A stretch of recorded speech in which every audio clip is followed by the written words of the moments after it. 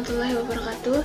Perkenalkan, saya Rifa Octaviana dari kelas Teknik Elektronika 2B, nomor induk mahasiswa 200201049. Di sini saya akan menjelaskan mengenai Job Safety Analysis atau yang biasa disingkat dengan JSA. Pengertian dari Job Safety Analysis sendiri adalah teknik manajemen keselamatan yang fokusnya pada identifikasi bahaya yang berhubungan dengan rangkaian pekerjaan atau tugas yang dilakukan. JSA berfokus pada hubungan antar pekerja, tugas atau pekerjaan, lingkungan kerja, dan peralatan.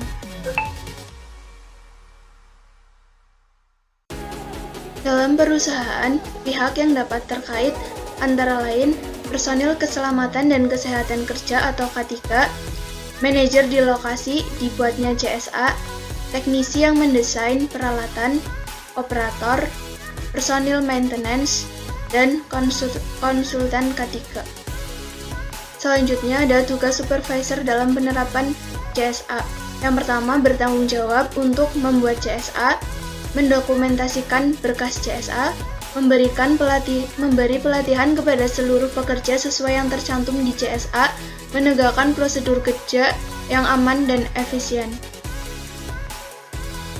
Selain tugas dari supervisor, ada juga tugas pekerja dalam penerapan JSA, yaitu pekerja juga didorong untuk terlibat dalam pembuatan dan penerapan JSA karena mereka yang paling mengetahui tentang bahaya serta bagaimana cara mengontrol dan mengendalikan bahaya yang terdapat di area kerja mereka.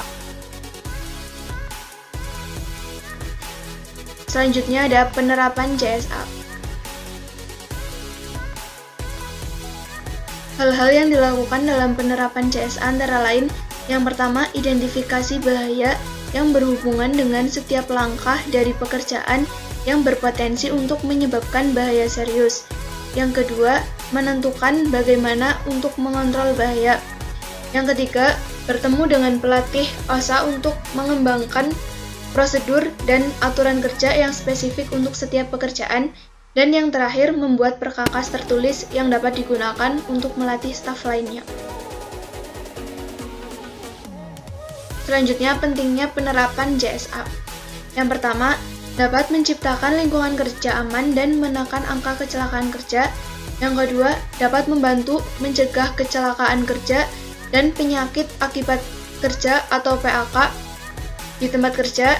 Yang ketiga, memastikan prosedur kerja yang dilakukan adalah prosedur kerja aman. Yang keempat, dapat menemukan bahaya fisik yang telah ada pada suatu pekerjaan. Dan yang terakhir, dapat menentukan jenis alat perlengkapan pengaman yang tepat. JSA digunakan untuk meninjau metode kerja dan menemukan bahaya. Yang pertama, mungkin diabaikan dalam layout pabrik atau bangunan dan dalam desain permesinan, peralatan, perkakas, stasiun kerja, dan proses. Memberikan perubahan dalam prosedur kerja atau personel, mungkin dikembangkan setelah produksi dimulai. Yang ketiga, pekerjaan yang membutuhkan JSA. Manfaat menerapkan JSA.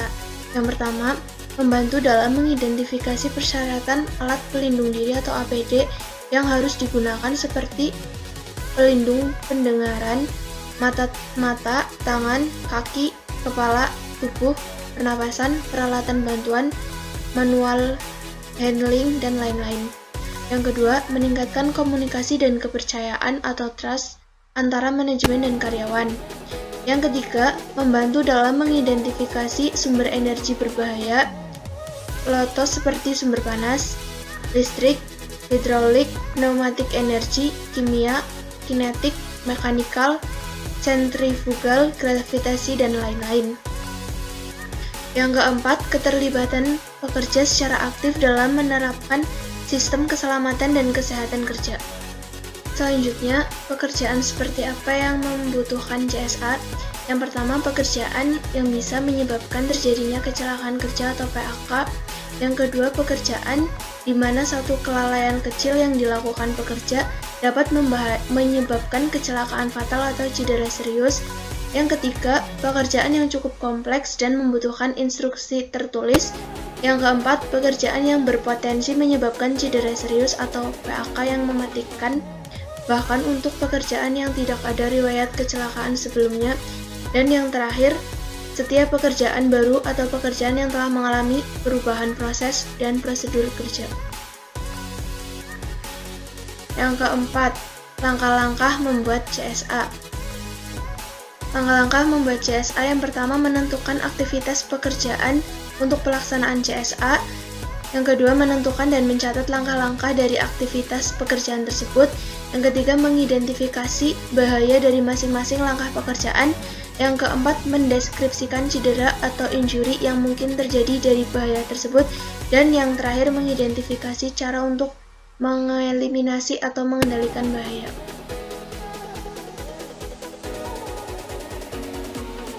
Cukup sekian, kurang lebihnya mohon maaf. Terima kasih. Wassalamualaikum warahmatullahi wabarakatuh.